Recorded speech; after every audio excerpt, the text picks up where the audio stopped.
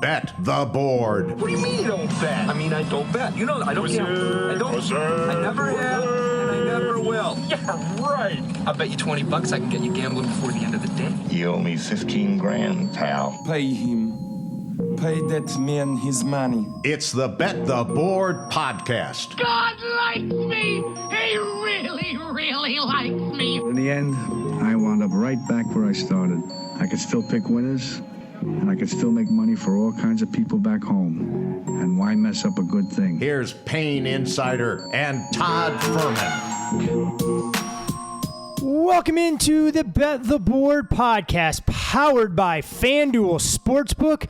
2 Power 5 conference previews already in the can, and the Big 12 is the topic at hand this fine day. I am your host, Todd Furman, joined as always by my esteemed colleague, the one, the only Payne Insider. But before we kick things off in Big 12 country, we want to remind all of you, our loyal listeners, about FanDuel's promotion. It's the sweat-free $1,000 free bet to try and take advantage. I'm butchering the language one way or another, but either way, go over to FanDuel, use the promo code BETTHEBOARD, take advantage of your $1,000 sweat-free bet that you have right there at your fingertips. Whether you're betting baseball, whether you're betting golf this coming weekend, you name it, you can put that money to work for you, or even tie it up at some college football win totals, as we do around these fine parts. And Payne, after today, we'll be 60% of the way through the power conferences. Can you see the light at the end of the tunnel? I think we're a little bit more than that when you actually account for the teams. Yeah, but well, yes, it'll be good. You're just going to play spoiler and tell people that we're doing 3 Pac-12 teams, and that's going to be a 9-minute podcast for a conference that doesn't even want to be in existence. So it doesn't warrant how many attention. teams actually want to be in the Pac-12 at this point? Well, Doesn't sound like very many. I think the answer is about 3 or 4 tops, but that'll be a topic for next week. We'll get there. And the Big 12, I think best described when both you and I went into our deep dives here as more or less a muddled mess. And you see that reflected in the odds to win the conference, a lot of these win totals in a 2 or 3 win range. And we'll get into what we feel are the top 8 teams in the league. Spoiler alert, if you're a Kansas Jayhawk football fan, there will be no deep dive. There will be minimal mention of what Lance Leopold is building in Lawrence. But we'll start with the Oklahoma Sooners, who find themselves with a win total coming into the year at FanDuel Sportsbook, 8.5. You do have to lay $1.65 to go over. They are 2-1 favorites, if we want to call them that. And obviously unfamiliar territory for the Oklahoma Sooners. For the first time in 6 years, they weren't selected the preseason favorite in the conference by members of the media. Just one Oklahoma player made the preseason all-conference team. That was the punter. 9 starters do return, but to Oklahoma's credit, football excitement, enthusiasm still remains at an all-time high as the spring game drew more than 75,000 fans. And we're talking about a change in coaching regime, obviously. Brent Venables, who was a former Bob Stoops assistant for 13 years, knows what's expected in Norman. He comes over as the defensive coordinator from Clemson. We'll talk about some of his hires along the way, but clearly a changing of the guard from Stoops, who handed the baton to Lincoln Riley, to what we now see with the Sooners. And Payne, when you try and approach Oklahoma, I think there are reasons to be optimistic about what this team can accomplish this season, but reasons to be a little bit reserved in terms of some questions that need to be answered early on with this schedule. Let's start with the positive, and that is going to be the offensive side of the ball. I watched the spring game once again this morning. I think it's my 2nd or 3rd time watching it. And I'm just impressed with what I saw. And I think we all respect Jeff Lebby comes over from Ole Miss. Prior to the stop there, Lebby was the OC and quarterback coach at UCF in 2018 and 19. He recruited and ultimately landed Dylan Gabriel at UCF. And so you have this reuniting in Norman, and I think when you look at Dylan Gabriel, sometimes there's this transition for transfer quarterbacks, but I think day one, he knows the system, he knows the intricacies, so there is going to be this element where you're just kind of plopped into a familiar system. There isn't going to be a total overhaul of learning, and the one thing that was really interesting to me is we expected tempo from this offense, even with Brent Venables, a defensive-minded head coach. I don't think, or I didn't think, it would be possible to be as fast as Ole Miss was last season, who finished like top 5 in both plays per game and plays per minute. But the spring game was as frenetic as anything I saw at Ole Miss. That was pretty wild to me. Now, the thing I like about Lebby's system, is that he still likes a physical ground game to complement the pace. He likes to take calculated deep shots down the sideline off play action. And people just assume pace and think it's like chuck and duck offense. You look at Ole Miss last year, 56% run on early downs. They're actually outside the top 90 in pass rate overall. So I think that's something to consider here. I also believe Dillon Gabriel can take that next step. If you've looked at him, there was regression in Malzahn's offense at UCF. And then the injury happened last season on this ridiculously fluke play. But if you go back to 2020, I really like what I saw from Dillon Gabriel, and I think that's the version Oklahoma is going to get, where he can push the ball downfield, which he did in 2020 at a top 10 rate, but he was also in the 88th percentile in turnover-worthy plays. It's extremely rare and really valuable, right, if you have a quarterback that can be aggressive but not put the ball in harm's way. And in 2020, 45% of Gabriel's throws were 10-plus yards. Every single passing window that he threw into, whether it was short, intermediate, or deep, Gabriel didn't have anything less than a 105 passer rating. I look up front what they have. I was pleasantly surprised. Oklahoma returns 3 starting linemen. They pulled a huge 4-star transfer interior lineman from Cal in McCade Mature. Last year, Oklahoma landed the former 5-star tackle Wanye Morris from Tennessee. I think he's going to get more burn this season. They have a damn good blocking tight end in Braden Willis. So I don't really see a ton of drop-off from the O-line. The running back room is loaded. Javonte Barnes, the freshman from Vegas, he has been all the buzz. You have Eric Gray. And then all of a sudden, they inked this JUCO kid, Tywee Walker. And he, to me, was one of the standouts of the spring game. He's nimble, but he's a thumper. And I think he's going to end up playing more than people think because of his power and his willingness to pass protect. Javonte Barnes, the freshman, he did not want to pick up opposing blitzers, and Eric Gray's really never been great in pass protection. Out wide, Marvin Mims, Theo Weiss, they return at receiver. If they can reach their potential, pretty damn scary. Mims, one of the best deep threats in the country, 22 yards of reception, 2.6 yards per route run last season. A lot of buzz for Jaleel Farouk. Been the spring sensation. He's got the ability to do some things underneath from what I've seen with the ball in his hands after the catch. When you look, though, at the weapons, Theo Weiss needs to play to a level that's close to his 5-star status. He missed last season with a foot injury. Almost transferred out this offseason, actually. The offense needs Marvin Mims to round out the game and be a true number one and not just a deep shot receiver. But Todd, you mentioned the schedule at the top. If there's one thing that leads me to believe the Sooners offense has real success, look at who they freaking play. My goodness, there's only 2 defenses on the schedule in Baylor and Oklahoma State projected inside my top 35. Both those defenses lost a slew of production from last season.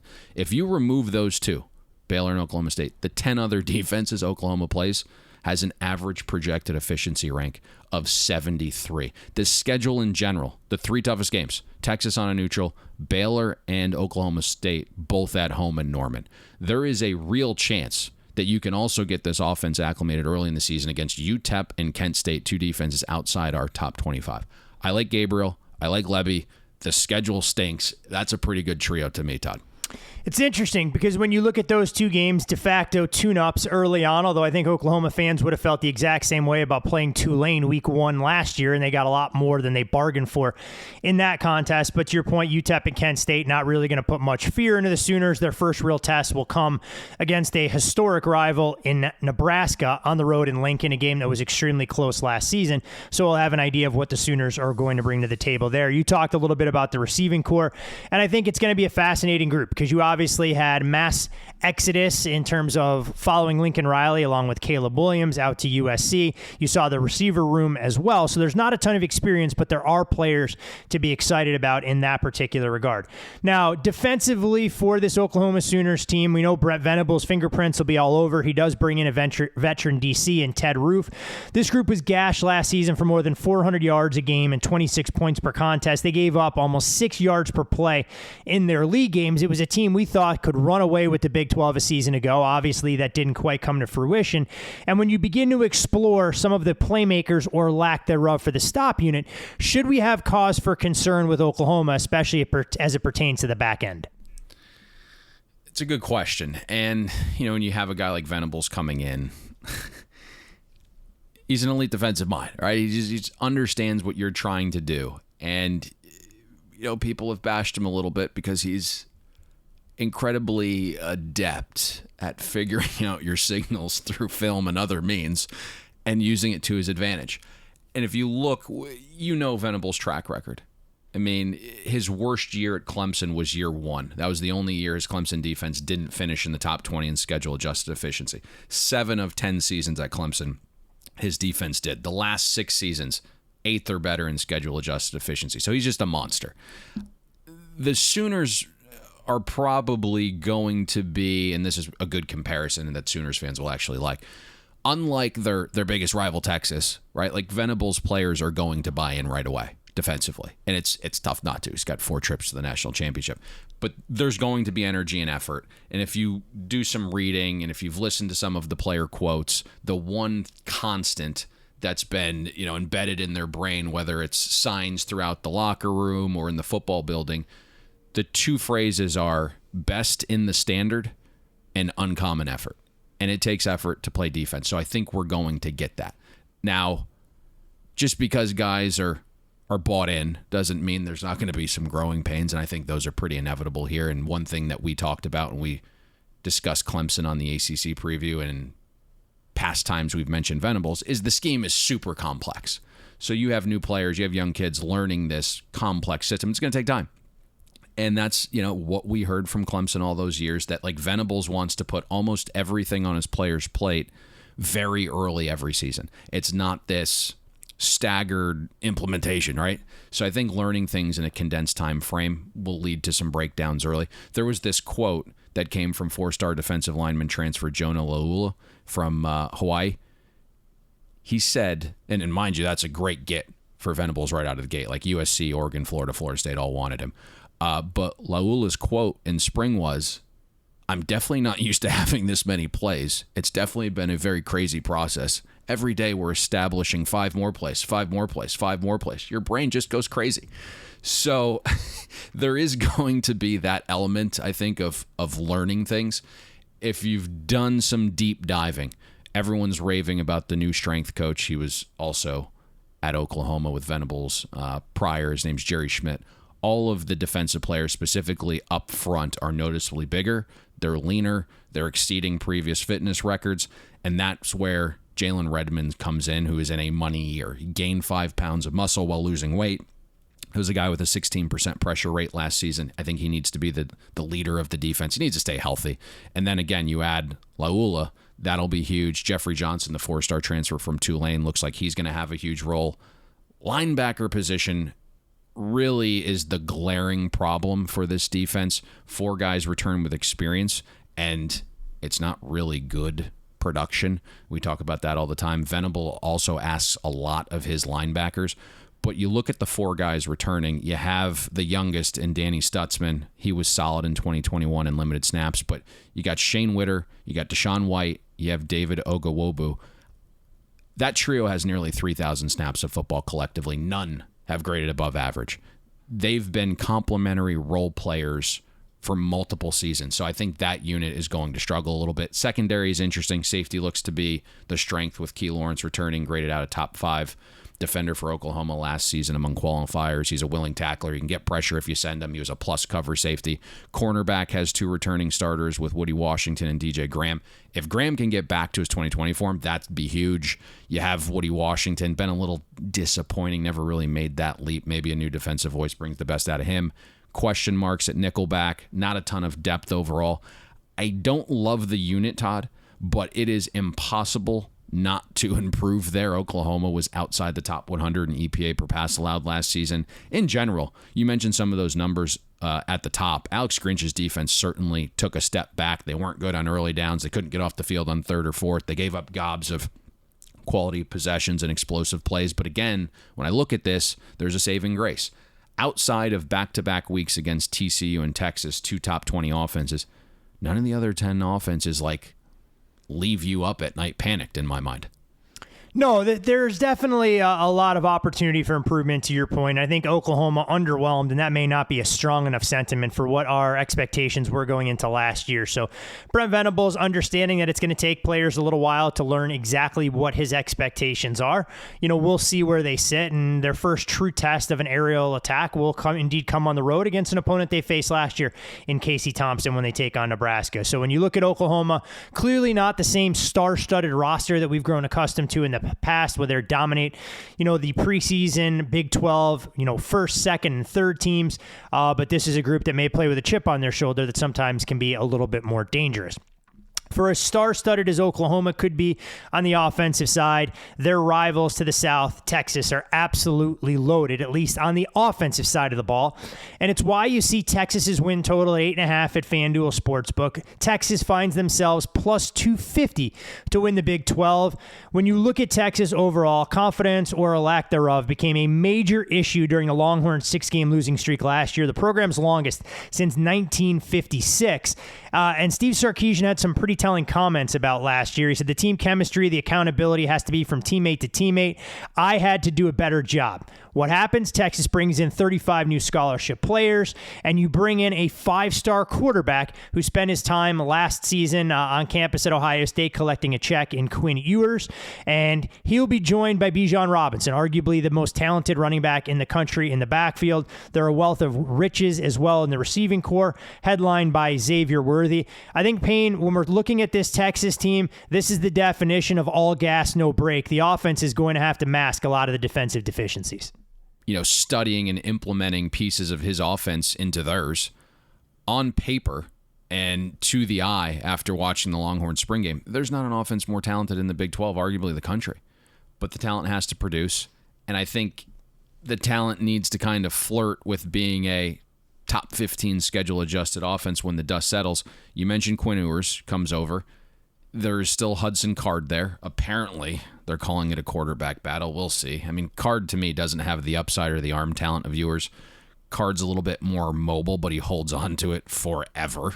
There's a reason he was benched a few games into last season. It's because he held on to the ball for about 3.6 seconds per drop back, took forever to process, and had zero pocket presence. He was also horrific under pressure relative to his peers. And then you look at the adjusted accuracy stuff, it wasn't anything to write home about. And you look at Sark, he likes to incorporate play action into his offense. And Card's accuracy and passer rating dipped when he used play action. To me, right, like heading into year 3 for Card, there's nothing that says he's better in the present moment where Sark should be willing to stunt Quinn Ewers' growth. And I think that's probably the biggest thing here, because you look at Ewers' background, and we know about the monster arm. We know he can throw from all angles, and he does have this gunslinger in him that he's going to throw it to the other team from time to time, and he's probably going to do it semi-frequently, but he just needs reps. He needs experience. You think about this. Ewers played as a sophomore in high school, got hurt early in his junior year. He then reclassifies, sat out his entire senior year, goes to Ohio State, only played 2 snaps last year. Both were handoffs. The kid hasn't played meaningful snaps since early in his junior year of high school. He just needs to see live bullets, and I think you need to just throw him in there.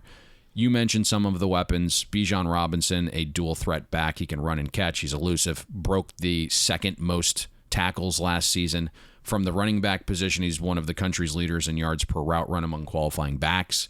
You mentioned Xavier Worthy as well, and the hype is real. And when you can do that as a freshman, that's pretty telling. Whittington was a monster before dealing with injuries again.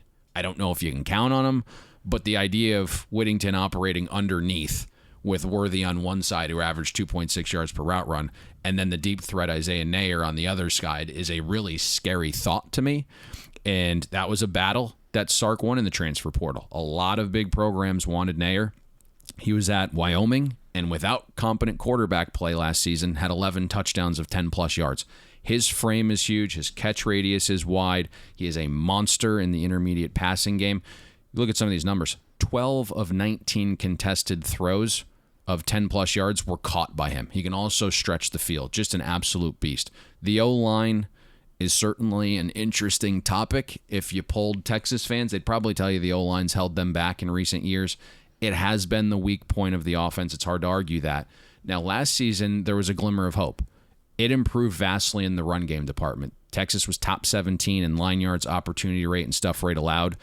And long term, the current formula in place at Texas is going to deliver elite O linemen with the $50,000 stipend off the top. Okay, it's like you're going to get some cash there, and there's going to be some players, and this recruiting class depicted that. You had 3 top 90 linemen in the 2020 class alone, including the number 1 tackle in Devin Campbell, 4 of the top 28 interior linemen, 3 of the top 32 tackles. Where there needs to be improvement this season, pass protection. 34% pressure rate allowed last year, 110th in standard down sack rate. I do think a quarterback with a quicker release time and processing will help that. I can tell you that we are going to make adjustments to the Longhorns' offensive projections once we see what the starting 5 linemen are coming out of fall camp, because you have some decent pieces there. We saw Hayden Conner getting some praise from Sark, played left tackle during spring. Is he going to be there, or is the 5-star freshman right off the bat, Devin Campbell, going to take that role so Hayden Conner can kick back inside? You had a freshman guard in Cole Hudson, who was an early enrollee. He started in spring due to an injury and never relinquished the job. Let's see if he can keep that during fall. And then you have some veteran guys like Jake Majors and Junior Angelo. They had solid seasons last year. There's at least options this season, and I think an ability as the year progresses to improve, right? Like, because you have this infusion of young talent that is pushing the upperclassmen. 2 things to me that point towards offensive progression. The schedule of opposing defenses we project Texas to face this season. Average efficiency rank of 61. So not a great schedule. Again, something that's probably going to be pretty common here in the Big 12 this year. And then certainly things like good starting field position and elite drive finishing could progress a little bit.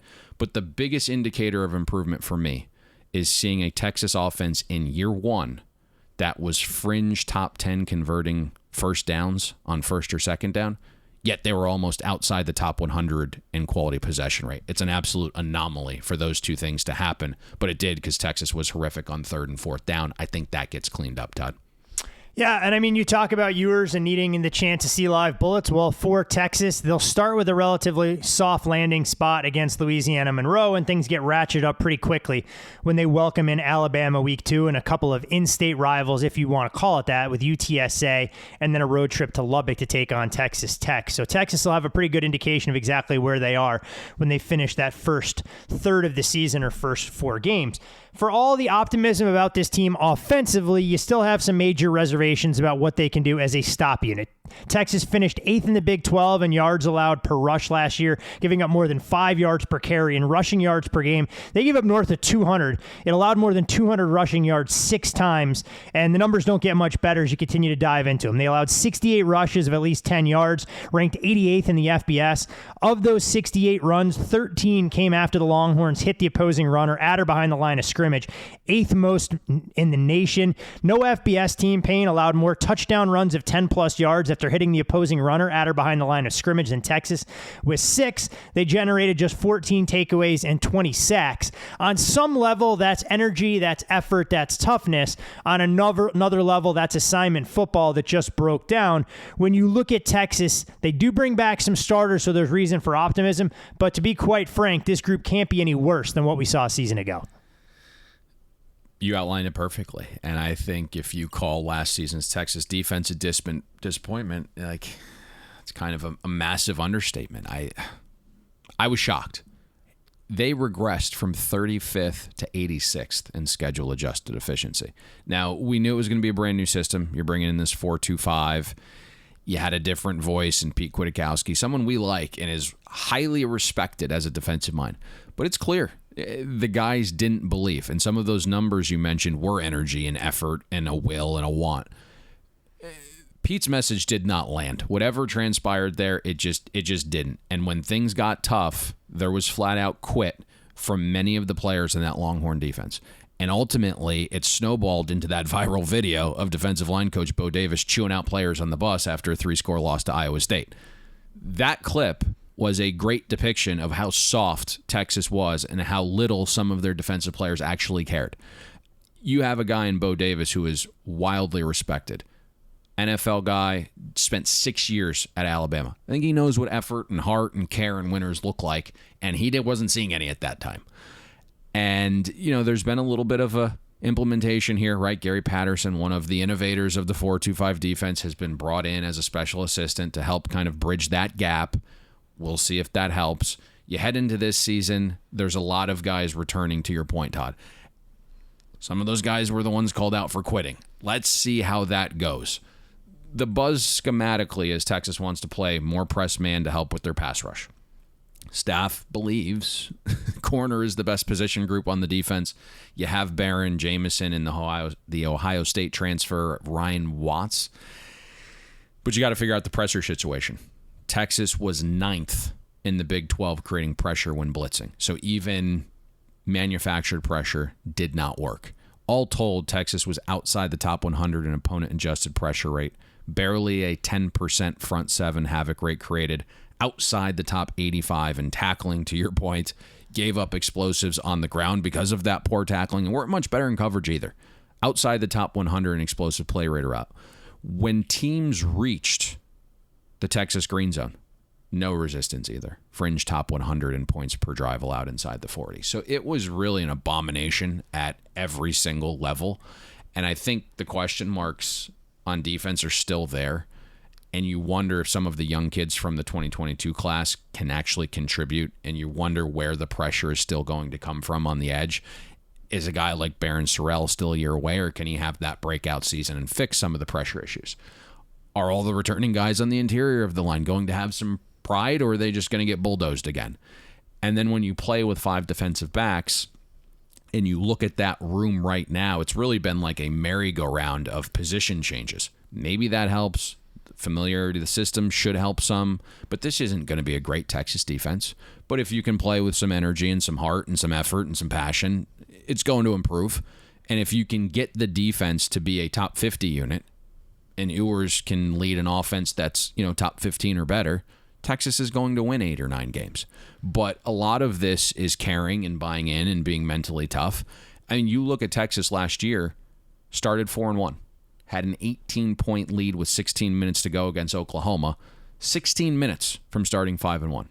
Texas had second-half double-digit leads against Baylor, Oklahoma, and Oklahoma State. The 3 best teams in conference year 1 of the Sark experiment. Lost all 3.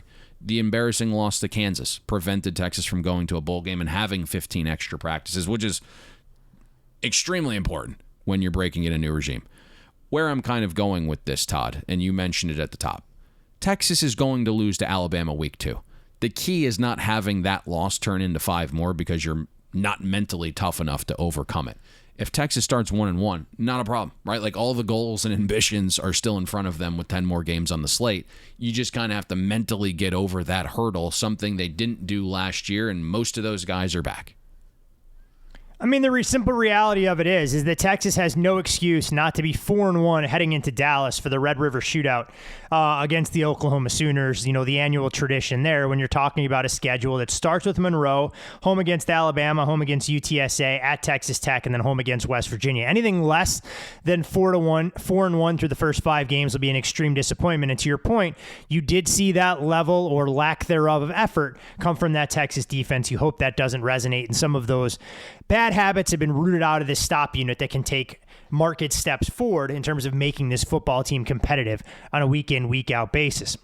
A team that'll definitely take a step back defensively will be the Oklahoma State Cowboys. And when you look at OSU, their win total's 8.5 flat at FanDuel Sportsbook. They are listed at 6-1 to emerge atop the heap in the Big 12. They came up just inches short, not only of winning the conference last year, but punching their ticket most likely to the college football playoff, largely behind a veteran defense.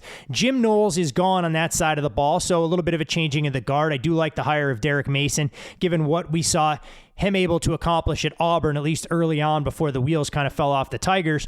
When you look at Coach Gundy, he's now the 3rd longest tenured coach in all of Division I football. Last year, though, they won 6 of 8 games decided by 1-score margins.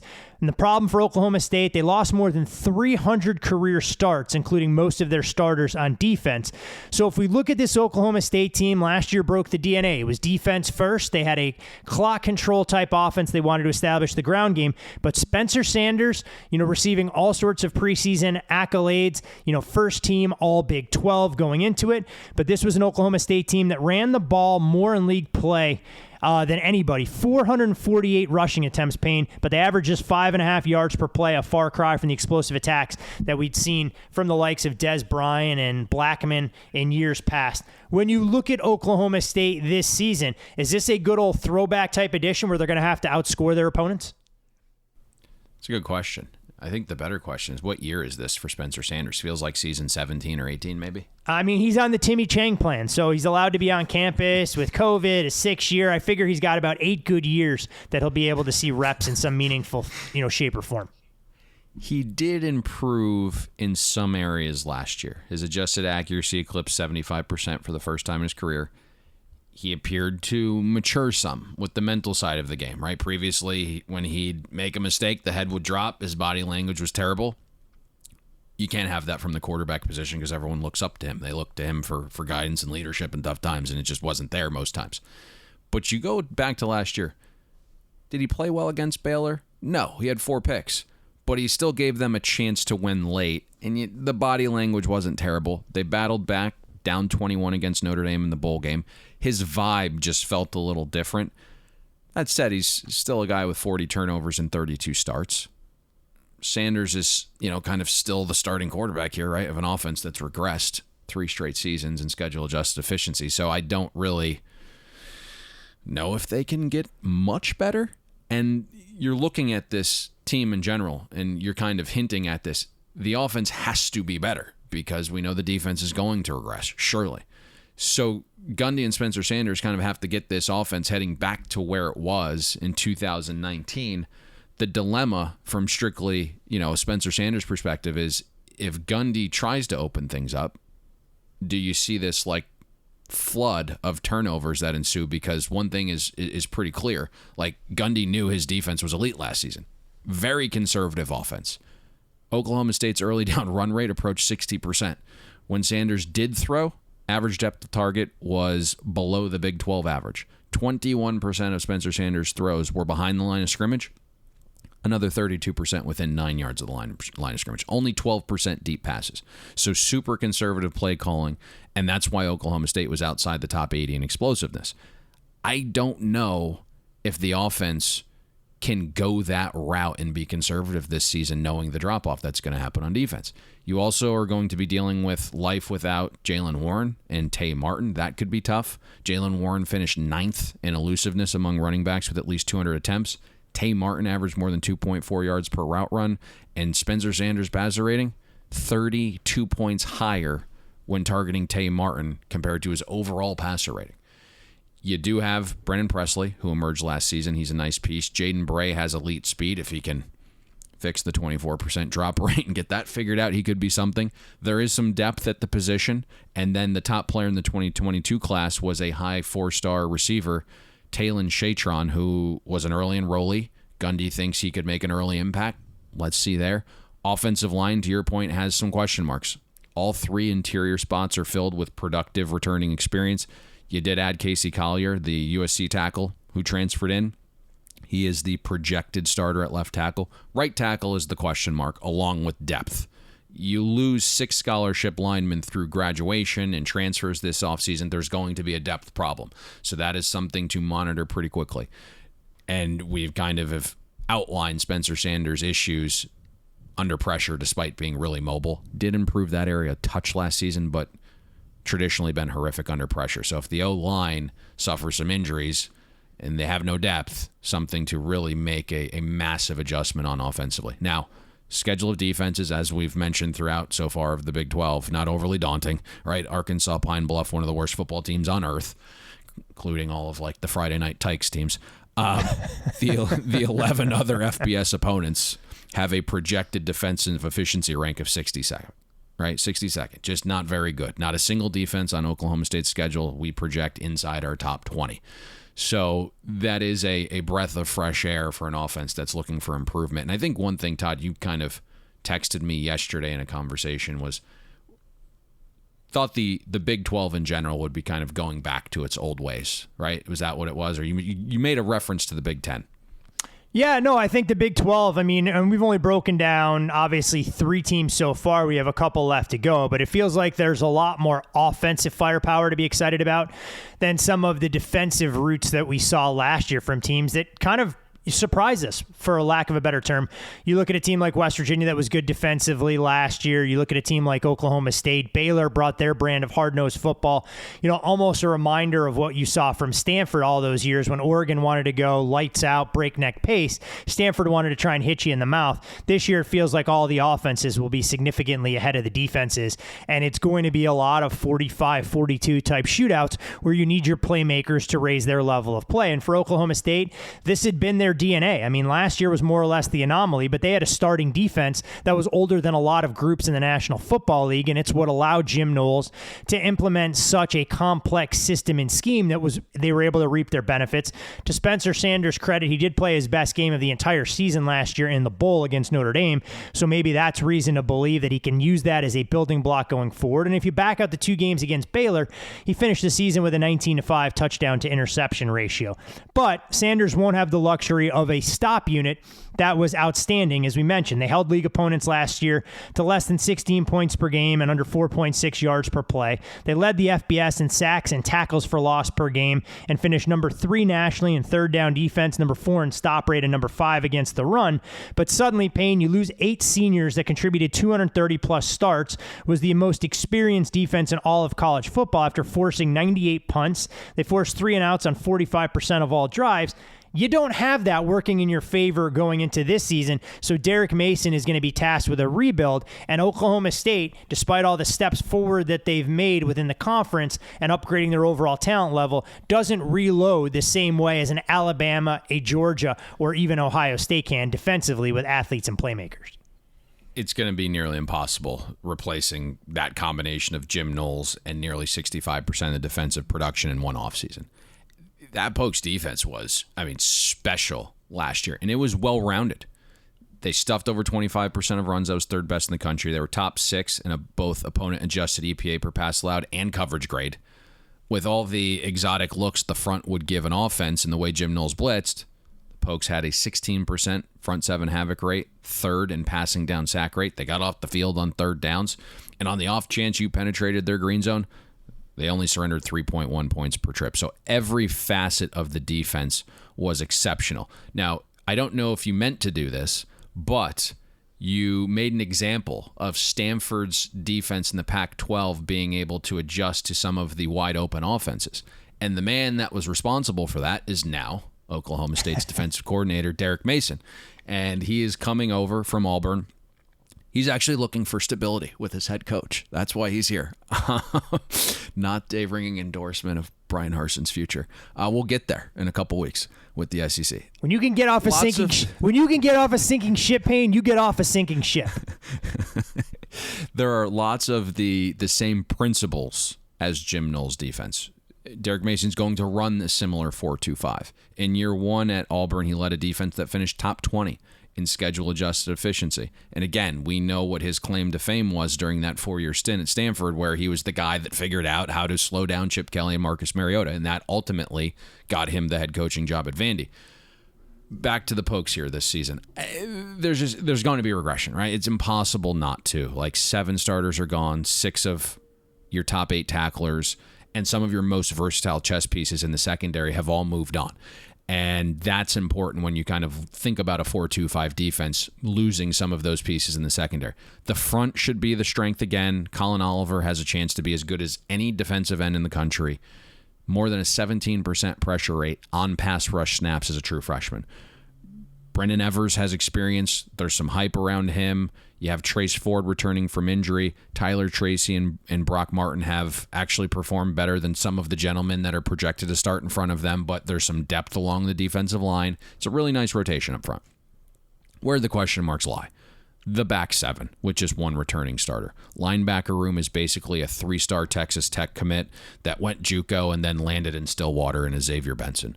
Lots of hype around Mason Cobb because of his speed and athleticism. He's young. He can improve. played 79 snaps last season, graded out Oklahoma State's worst defender. And that's the guy everyone's kind of hanging their hat on in the middle. We'll see how that materializes. In the secondary, you have Jabbar Muhammad, you have Corey Black. Both got their feet wet last season with 500 snaps between them. Both graded out positively, but their roles are going to expand, and they have to play at last year's level to fill the void. Jason Taylor at safety, the clear leader in the secondary and probably the leader of this defense because he can see everything from behind, and that's important in a 4-2-5. The good thing for Derek Mason, he'll have about a month to implement his subtle changes, get a feel for his new players, what they can and can't do. Guys like Trace Ford can kind of reacclimate after that serious injury because it's CMU, ASU, who is a disaster right now, Arkansas Pine Bluff, as bad as it gets, and then Baylor's the first month of the season, probably the best time to play them as Grimes deals with some offensive change himself. So you have a chance here to kind of get some things figured out the first month to where you can build confidence, in my mind, and the regression might not be as massive as we're potentially projecting here, Todd, defensively. No faith in Jim McElwain and Lou Nichols to come storming into Boone Pickens Stadium in the opening week and allow Central Michigan to put a scare in Oklahoma State, huh? It's a decent offense. I just think the talent gap is probably pretty wide. What are we projecting them at? It is a top 75 offense CMU is going to have. Good by Mac standards, but obviously not what Derek Mason and company are going to encounter much later in the season when they get into the heart of the conference schedule. So it'll be interesting to see what Oklahoma State looks like. And to your point, if Spencer Sanders, who enters his fourth year, I actually had to double check as starter of this Oklahoma State offense, can show that level of maturation. This year if he wants it. He'll figure something out one way or another to try and prolong his time on a college campus as a starter. The team that knocked off Oklahoma State to win the conference championship last year was the aforementioned Baylor Bears. And when you look at Baylor, their win total at FanDuel Sportsbook, 7.5. You do have to lay $1.50 to go over. They are 6-1 to come out of the conference.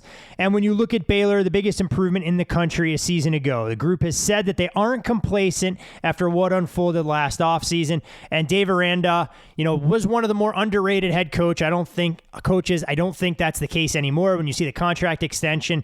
And when you hear some or read some of his comments this offseason, he knows that this group wasn't satisfied with the results last year despite winning a big bowl game against Ole Miss. Can they follow it up and prove that they're able to do it again? Oddly enough, when you look at Baylor, they've been in the conference title game 2 of the past 3 years and have 6 double-digit win seasons and 3 Big 12 championships since 2011. So we don't think about them as a model of consistency and staying power, but they've been that other than a couple of the seasons where they fell off the radar in the wake of the Art Briles situation. When you look at the offense, you talked about Jeff Grimes a little bit earlier, going to look much different. Gary Bohannon is gone. Blake Shapen wins the starting quarterback battle in the spring, which prompted Bohannon to transfer out. Gives the team more upside in the passing game, higher completion percentage, and a greater ceiling attacking downfield. But this will be a Baylor offense that has to replace its leading rushers. It's got to replace some pass-catching ability. And so there are plenty of questions about how good this Baylor offense can be right out of the gates, even with an offensive line that's going to return 4 starters for their final season. The reason you see a 12-win conference championship led by a coach with massive momentum in the Big 12, and there really isn't an elite team in the Big 12, yet Baylor's projected to win 7.7 games, it's because they're 126th in returning production. And when you win 12 and a conference championship, that's mostly the good kind of production. It just feels for Baylor right now, though, like what they're building is going to be damn good. And I really like most of Aranda's staff, and I really like Jeff Grimes as an OC. We've talked about him before. It wouldn't shock me if he's a head coach inside of 20 months. Grimes just has a really good feel for what he's doing, and he's been adaptable, and he's willing to shape his offense to the parts. Because if you look at what he was doing with BYU and Zach Wilson slinging it all over the place to what Baylor's offense is doing, that ran the ball roughly on 58% of early downs last season, led the Big 12 in third down run rate, and even with a defensive-minded head coach, Aranda was willing to let Grimes go for all these manageable fourth downs, and they had the 6th highest fourth down rate in the country. I just think the offense has kind of figured out who it wants to be. It has an identity, and that's kind of the biggest thing when you're a new regime, and then that regime is kind of changing to the second iteration of them. I think that's important, and so they have this kind of identity that I think allows them to not regress a ton. I think you also look at a guy like Grimes and his ability to identify what is most successful. And I think that's probably going to be the same thing here, right? We saw this dramatic year 2 leap last season in running, and it led to like 143% increase in year-over-year rushing production. And then you go into this offseason, and the one unit that actually does return a ton of experience is the offensive line. So you have Blake Shapen, who you mentioned, getting the starting job and leading Bohannon to USF. He's going to be flanked by 2 6-year senior tackles. Tons of great returning production up the middle in Jacob Gall and Grant Miller. You have Byers and Jeffrey. They've shown signs of playing well too, and one of those guys is ultimately going to start, and the other one's going to provide some depth. I don't think there's going to be much drop-off offensively here, and I think you're going to need the offense to actually show out a little bit and progress. And I think there is that ability there, right? Because Blake Shapen can make this massive leap that transcends this offense and makes it actually the better unit of the two on the field, which is going to surprise some people. But I think when you look at Blake Shapen and you look how solid he was in his 3 starts, and he proved he could be accurate, 81% adjusted accuracy rate, which was a substantial upgrade over Bohannon. But I think we're going to see growth in year 3. I really do. And Shapen did have some, problem areas over a small sample, right? As many turnover-worthy plays as touchdowns, despite 0 interceptions in that column. He was learning on the fly. He didn't fully understand where the ball needed to go, especially against the blitz. So he wouldn't attack the blitz. He'd settle. And you could see that in some of his numbers. For a Baylor offense that had high early down run rate and ran more than anyone in the conference on 3rd down and had great production running, the one area that he needs to clean up is using play action. So that would be an area to kind of focus on. And I think when I saw the spring game and saw him throw with play action, he looked like he was far more comfortable. And so you just know, right, when you look at Grimes' offense, it likes using boots, it likes using nakeds, it likes rollouts. Those are kind of how things are currently constructed. Now, it might be a little bit of a subtle change with Bohannon gone because you needed to do those things for him to be competent as a thrower. You don't necessarily need Shapen to do those things, but I think that's part of the offense. There are some question marks at receiver, 2 really small body guys in Gavin Holmes and Monterey Baldwin. They look to be the top 2. Holmes needs to stay healthy. You do have Javon Gibson and Josh Cameron, the 2 bigger body redshirt freshmen. They provide some size. Both made plays in the spring game. I was super impressed by those 2 guys. They would high point the ball. They were making contested catches. It looks like they've made that leap.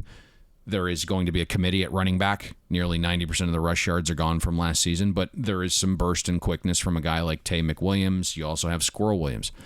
Tay McWilliams only had 17 rush attempts last season, but he was dynamic. He was elusive in that small sample. It kind of bodes well for a larger load. Again, breath of fresh air when you look at the schedule of defenses. Not a single top 20 unit on the schedule by our projections. You're looking at a 12-game slate. Average projected efficiency rank of the defenses Baylor's going to face is 79th. Within those projections, it could even be easier just looking at my stock arrows on some of those defenses. Obviously, when you're doing projections this early in the season, priors are going to be built in, right, to those offseason projections. And so on Baylor's schedule, you have the likes of Iowa State and Oklahoma State and West Virginia. Each, for me, have stock arrows pointing down defensively, Todd. It's an interesting team because I don't think any of us really believed that Baylor was going to make a rapid ascent to the top of the conference in the way that they did last year. We'll see how they're able to rebuild offensively this season. Now, on the defensive side of the ball, there is a big loss of leadership when you're talking about Jalen Petre and Terrell Bernard, vocal leaders of the stop unit last season that moved on. And to Baylor's credit, I mean, part of their success is because they created the 2nd most 3rd downs in all of college football at 200. 11th most in the country, second most in the Big 12, because Baylor opponents had an average of 8 yards to go on third downs, the longest average distance in the conference, seventh best in the nation. They held opponents overall to 5.2 yards per play and less than 19 points per game. You try and figure out exactly where Baylor is going to fall off, if anywhere, defensively. We know there are just 2 starters returning to the back end, but Dave Aranda knows the personnel he's brought in to try and allow them to continue to play at a high level. He's a defensive-minded guy, and Payne, for me, I don't see nearly as big a drop-off coming for Baylor. Once we look at the total season body of work, early on, though, there could definitely be some growing pains, highlighted by a Week 2 road trip out to Provo for the second leg of a home-and-home against BYU. It's Dave Aranda. He's just an awesome defensive mind. There's only going to be varying degrees of what his defense is, right? It's going to be good, or it's going to be really good, or it's going to be damn good, or it's going to be elite. Now, this version might just be good. You have the front 4 returning everyone from the 2 deep, and then you also have the all-AAC transfer defensive lineman Jackson Player from Tulsa. So that was a huge 4-star get. When you look at Jackson Player, registered a pressure or stop on more than 12% of snaps over the last 2 seasons at Tulsa. This was already a defensive front that was, top 20 in line yards, an opportunity rate, standard down sack rate. You look at Baylor, created about 13% havoc rate from the front 7 as well. So that unit's still going to be a strength. Situationally, and you're kind of hinting at this because Dave Aranda has his guys buttoned up and he plays a system and a style that everyone kind of adheres to, and they're now all acclimated to it. This was a fringe top 10 unit in early down EPA allowed, partly because opposing offenses had to be conservative with poor field position. Baylor was very good making sure quality possession surrender didn't lead to points. Baylor only allowed 3 points per trip inside their 40, so they were buttoned up situationally, and being situationally sound can go a long way. Past the front, though, there are questions with the back 7. If you injected Dave Aranda with some truth serum, he's probably concerned about the linebacker position. Terrell Bernard, you look at him on film, you look at some of his numbers, you see where he was drafted, top 90 pick. He was elite last season. So effectively, Baylor needs Dylan Doyle to now become the horse of the unit with Bernard gone, while also searching for the guy to pair with Doyle. The secondary, you lose, as you mentioned, all-world corner Jalen Petrie, a top 40 pick in the draft, 900-plus snaps. And he had the versatility to cover, to support in the run, blitz off the edge. He graded out the second-best corner in all of college football. You have Jaron McVay, started the final 4 games at safety during Baylor's late-season run. He proved to be elite in the coverage and graded out Baylor's second-best defensive player last season. He's with the Rams now. So you're looking around, and you have guys like Mark Milton and Lorando Johnson and Devin Neal. Those are the projected starters. Al Wolcott, Christian Morgan. Those are kind of like your 5 guys. To this point, the 3 guys in Milton, Johnson, and Neal have about 1,100 snaps combined under their belts, and none of them have a positive coverage grade. So, Aranda and DC, Ron Roberts, they're going to have to teach up that group pretty quickly, find the right mix. We are going to see regression from Baylor's pass defense, even if there's only, 3 or 4 quarterbacks on the schedule that can really sling it. But I think the back 7 is a little bit of a concern. The front 4, rotating guys, keeping them fresh, bringing pressure, that's going to be the key. And if the offense is going to improve, which I think, is very, very realistic, maybe that's enough to get Baylor over the hump, right? Because we know the ridiculous season they had last year. Looking at some of the luck metrics, that's probably going to regress a little bit. Odds makers believe it. It's why you're at 7.7 with their win total.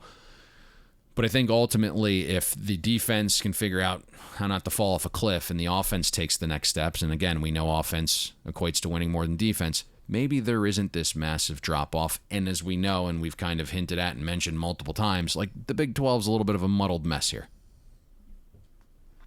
Going to be very interesting. There is no doubt about it, because I think if you believe in Dave Aranda, that this team may not have that falling off a cliff type season that odds makers project. There's no doubt, to your point, that regression should be built into the numbers, given what they were able to accomplish last year and how many fortuitous bounces they had go their way. So Baylor, one of the more intriguing teams, and you see them priced as such within the Big 12 conference landscape. I want to remind all of you, our loyal listeners, who, whether you've been with us since the start or you're listening to Bet the Board for the first time, you can follow Payne on Twitter at Payne Insider.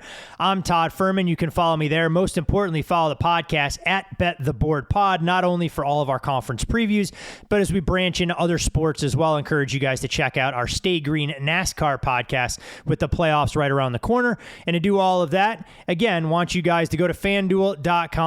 Use the promo code BetTheBoard. Take advantage of your no sweat bet up to $1,000. FanDuel wants you to be in the action, and they have a variety of ways that you can put your money to work for you. When we go from the top four, at least in the odds pane, into that next tier of Big 12 teams, we can start with the TCU Horned Frogs, whose win total sits at 6.5. You do have to lay $1.50 to go over their win total at FanDuel.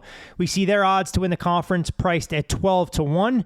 Sonny Dykes' era begins in earnest. This is a program that posted 6 top 10 finishes from 2008 to 2017, but they've obviously fallen on hard times, prompting them to part ways with Gary Patterson, who'd been a fixture on the sidelines since the early 2000s. When you look at Sonny Dykes, it's taken him 15 to 18 months in some of his previous turnarounds, whether it be at Louisiana Tech, Cal, or SMU. But from a cultural fit standpoint, I mean, Sonny didn't even have to change cities, making the move from SMU to TCU. And this is a program that's gone just 23-24 over the last 4 seasons with a 15-21 record in conference play. Obviously, a huge emphasis this offseason was placed on strength, conditioning, mental health, and nutrition. We'll see how quickly that can pay dividends. When you look at this team offensively, Garrett Riley takes over as the offensive coordinator, a bit of a quarterback battle between Max Duggan and Chandler Morris. TCU, Sonny Dykes leads you to believe that this offense will be able to put up points in bunches. Do you see that happening right out of the gates?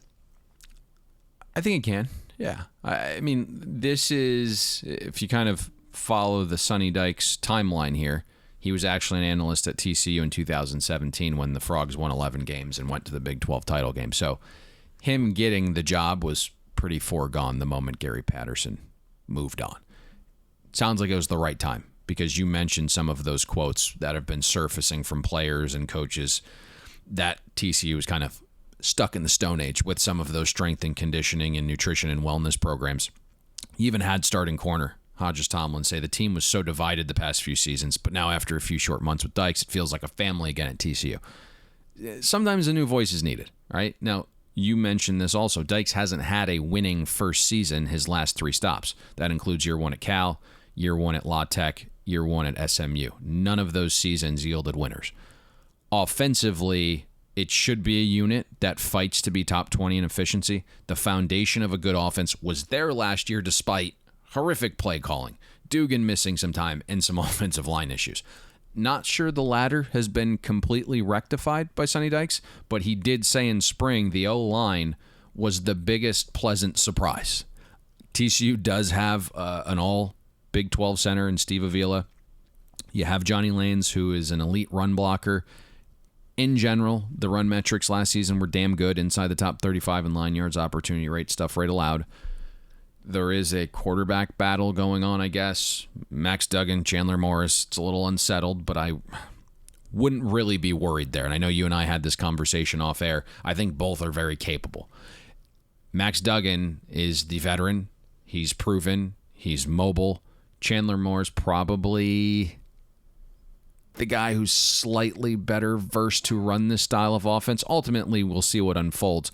But there was a quote floating around about, one day you wake up and everyone realizes who the guy is. Players, coaches, etc. So Sonny Dykes is not going to make a decision anytime soon. Either way, I think the position's in good hands to where you're not making drastic adjustments one way or the other, but we'll see. Zach Evans at running back's a big loss, but Kendre Miller is damn good. Miller actually averaged more yards per carry, more yards after contact, and had a better elusive rating than Zach Evans. That, to me, the running back room's pretty loaded there.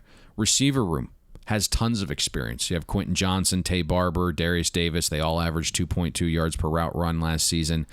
Cupboard is far from bare, okay? I know he's Sonny Dykes is implementing a new system, but I look at TCU last year. They were explosive on offense. They were good in the clutch on 3rd and 4th downs. And the crazy part is there is clear room for improvement looking at how poor 3 areas were last year. Starting field position for TCU's offense last season was outside the top 100. They were outside the top 100 bypassing 3rd downs. They were outside the top 100 in converting quality possessions into points. So there is a ton of meat on the bone here. Players can get acclimated to the new system because you get Colorado, Tarleton, and SMU the first 3 games. Oklahoma, obviously, no easy task, but we kind of discussed and mentioned Brent Venables' defenses and how difficult they are to get acclimated into year 1. And so now all of a sudden you get Oklahoma probably at an ideal time the first month of the season rather than week 12. Kansas is outside the top 100 in our defensive efficiency projections. I think TCU's got an ability here, Todd, to kind of work out some of the offensive kinks early. I'm expecting big things for this offense. I really am. I think TCU has the ability. Now, the other side of the ball is a little bit of a question mark, but I think offensively, the talent that returns, TCU has the ability to produce a winning season in year 1 under Sonny Dykes. I mean, there's no doubt to your point, they're definitely playmakers. You talked a little bit about the running back room, and Rakendry Miller, should obviously be the bell cow back at 100-plus rushing yards in 4 of 6 games down the stretch. I think what might be the most telling was Quentin Johnston, who you talked about. 634 receiving yards, only ranked 137th nationally last season, and 33 catches, ranked 278th. Still found his way to get onto the All-Big 12 team, earned first-team honors. So clearly he caught the eye of opposing coaches and will be a force to be reckoned with in this Sonny Dykes offense. Now, you mentioned defensively, and there was no doubt last year that TCU was a downright dumpster fire. Joe Gillespie comes over from Tulsa. Sonny Dykes was pretty outspoken about, hey, look, Gillespie found a way to slow down my offenses at SMU. I realized when I got this head coaching job, he was a guy that I had to try and bring onto my staff. So they'll make a transition most likely from the 4-2-5 to a 3-3-5. There's typically a process and some growing pains that are inevitable with that. But when you look at TCU defensively, yikes. Allowed 7.2 yards per play, which tied with Kansas for 5th worst nationally. Allowed 7.4 yards per play in Big 12 games. They gave up 75 plays of 20-plus yards. The Horned Frogs finished 122nd against the run, struggled in league play, allowing more than 6 yards per carry and 30 rushing touchdowns. Not exactly the trademark we'd grown accustomed to, and furthering your point that maybe Gary Patterson's voice in the locker room had grown stale. Only one way to go but up, but it could be a little while before TCU defensively realizes some of their potential. I like Joe Gillespie. You mentioned him coming over from Tulsa. He's also got 20-plus years of coaching experience in the state of Texas, and those are the players that you're wanting to recruit at the high school level. You mentioned the tiny schematic shift to the 3-3-5 defense from the 4-2-5. Joe Gillespie did mention that he likes his defenses to morph at times, right? So even though 3-3-5 is the base, he can shift it to a 3-4 or even a 4-2-5 depending on the offensive look.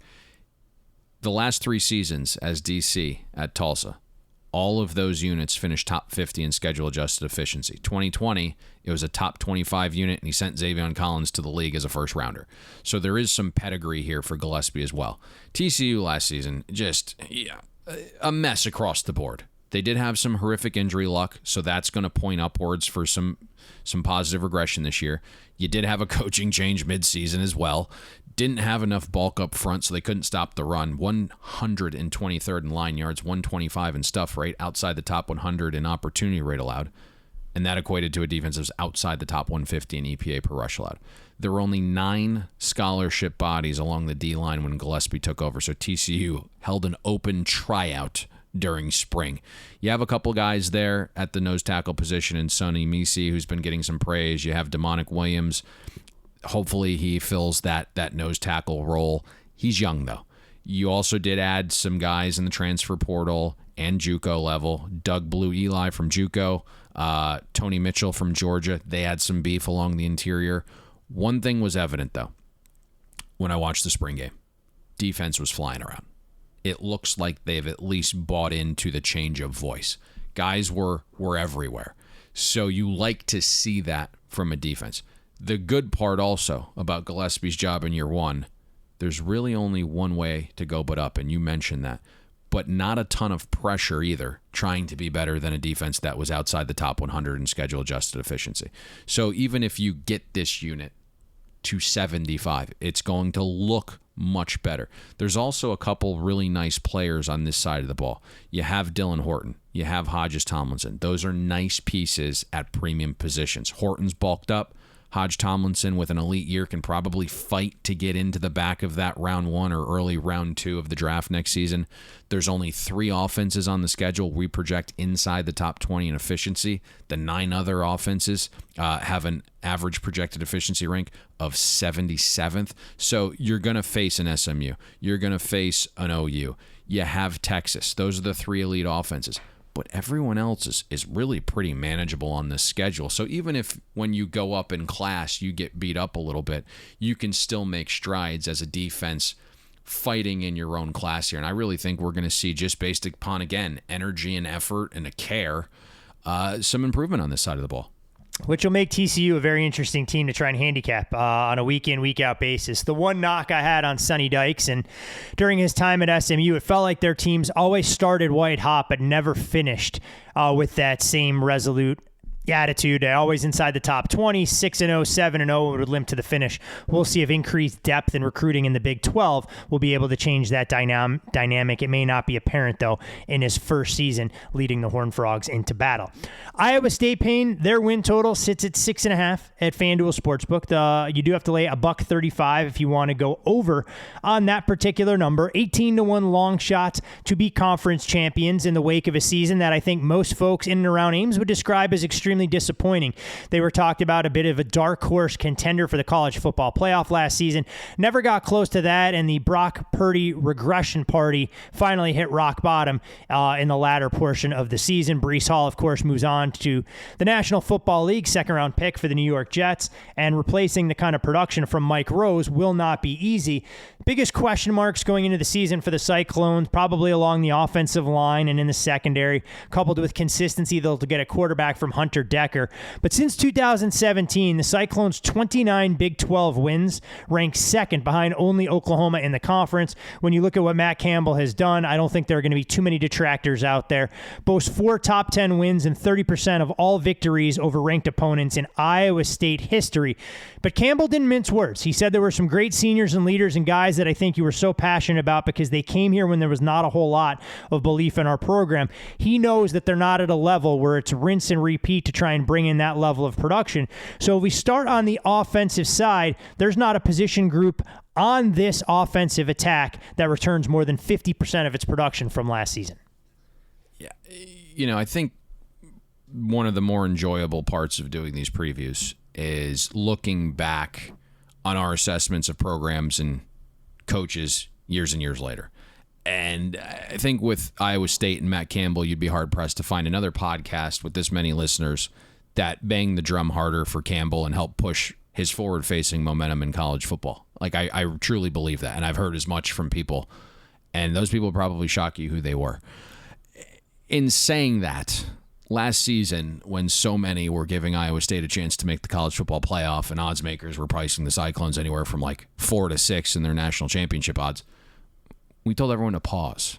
That a team recruiting nothing but 3-star kids does not have that type of ceiling. And when your program is only shown the ability to reach a certain power rating ceiling, and now their market sentiment is just so many deviations above that ceiling, we had to be sellers.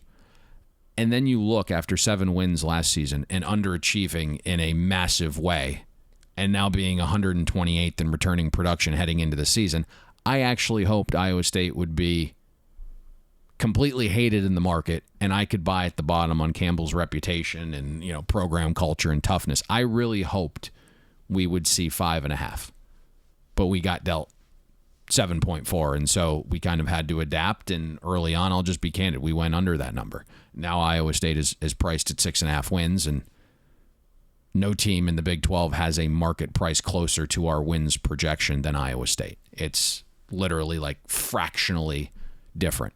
So I'm kind of going to be a little quicker on both sides of the ball because there's really no value added in doing anything with Iowa State at this very moment. There's also little value in discussing prior season metrics at most positions or look for improvement and regression areas, knowing Iowa State returns little to no production at all.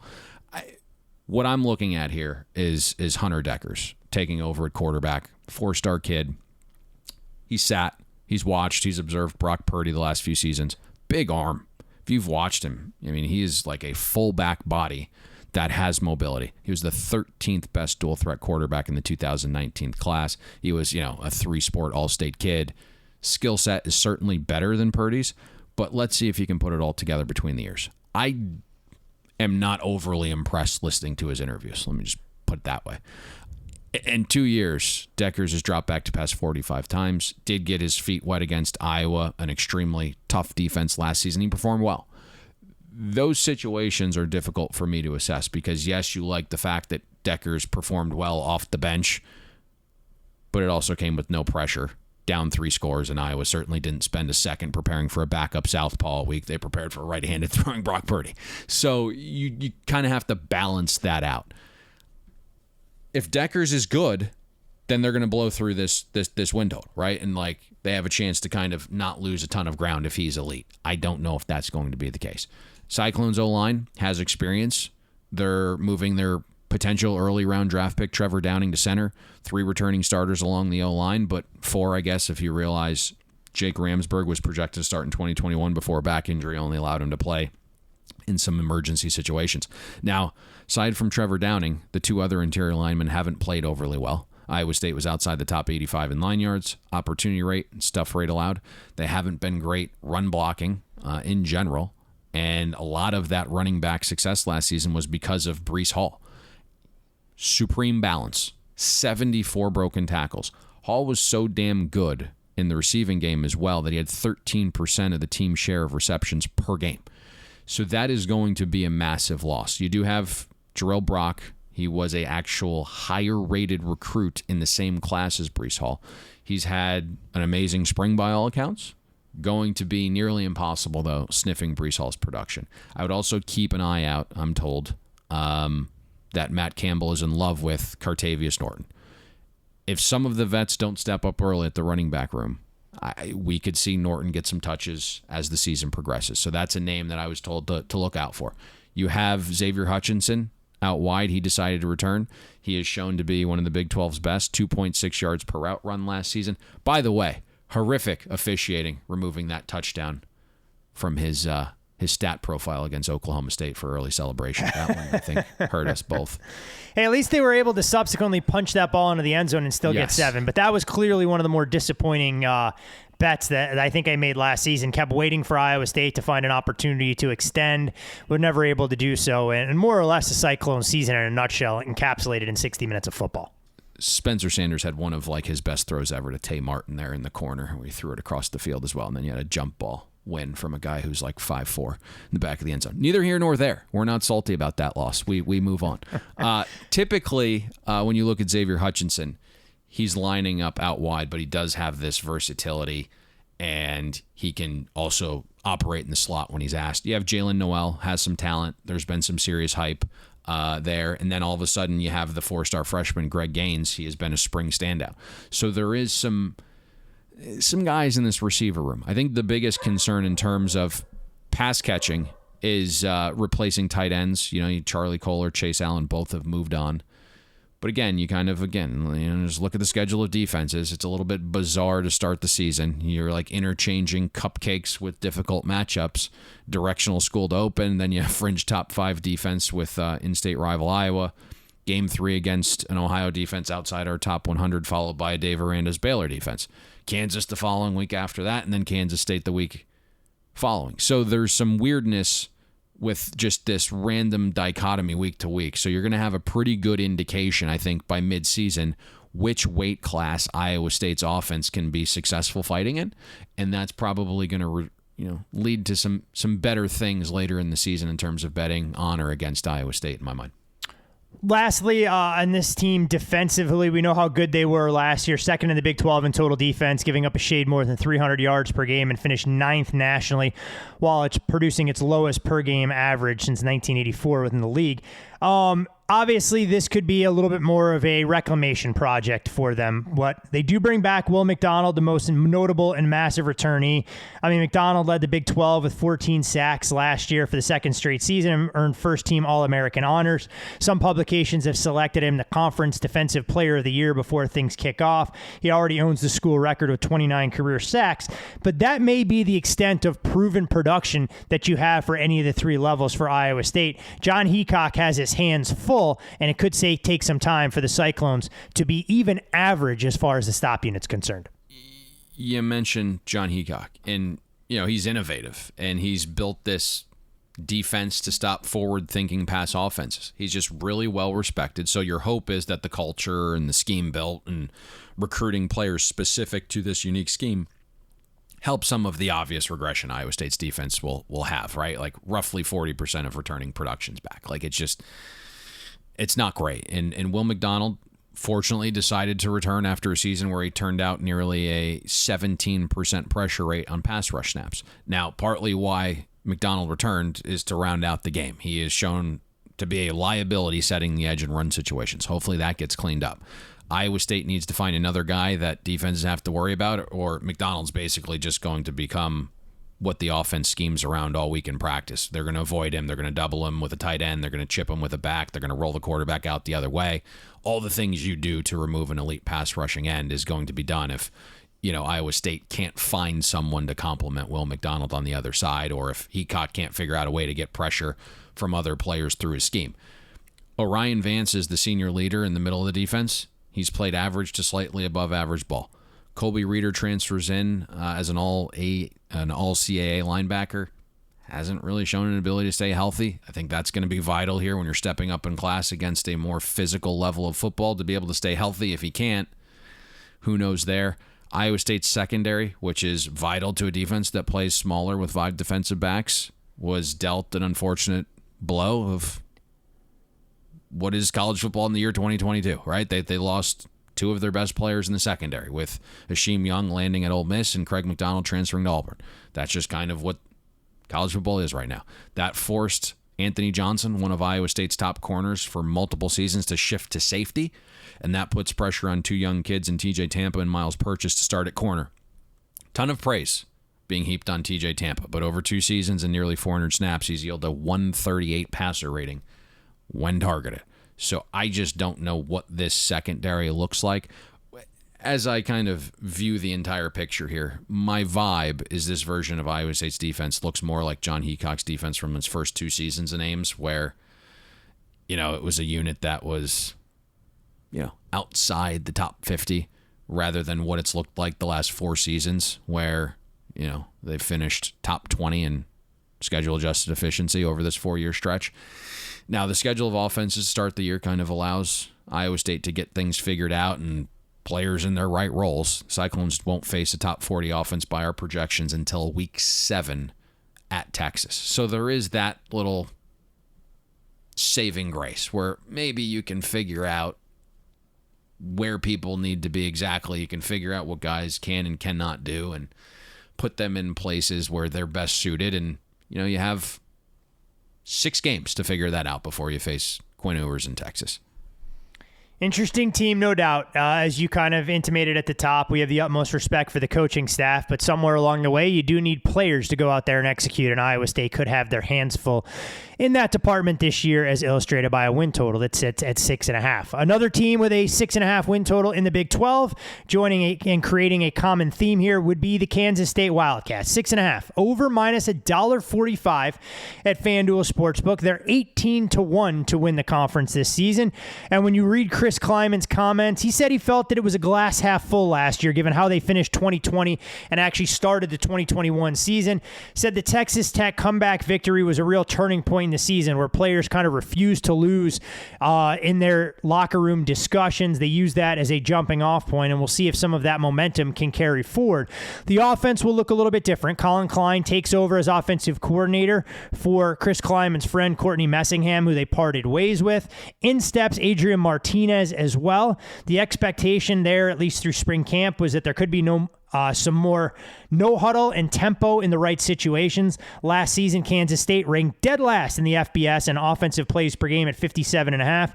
But Chris Kleiman has been pretty outspoken and said, hey, look, we're not looking to run at a breakneck pace from start to finish. He doesn't think they're going to get to an average of 75 either. The key player to know for this team offensively is obviously Deuce Vaughn, consensus All-American in the backfield. Tends to make the quarterback's job a little bit easier. Had 284 touches a season ago, which made him the 11th most in terms of getting his hands on the football in the FBS. And he put together a remarkable sophomore season with nearly 1,900 yards. Payne, when we look at Kansas State offensively, this team feels like a bit of a sleeping giant. They did land a major 4-star quarterback in the recruiting trail. Maybe some momentum is turning in Manhattan, and Chris Kleiman has a team that can be a slight dark horse in terms of competing for Big 12 supremacy. Dominoes fell the right way for Kansas State. Let's just put it that way. Avery Johnson's a great quarterback to land. Ultimately, you wouldn't landed him if my guy Kenny Dillingham didn't land a 5-star quarterback in Oregon. Avery Johnson was very much going to Oregon had Kenny Dillingham not landed his 5-star quarterback. Dante, what's his last name? Is it Dante Moore? I have to double check, but that sounds about right. That's ultimate. Like, you're looking at quarterbacks transferring out when they go to places. Now you're seeing this domino effect in the high school ranks and certain quarterbacks waiting to go places based upon bigger schools figuring out if they're going to land their guy. We just saw it with Florida State last night. Chris Parsons is a high 3-star, low 4-star kid.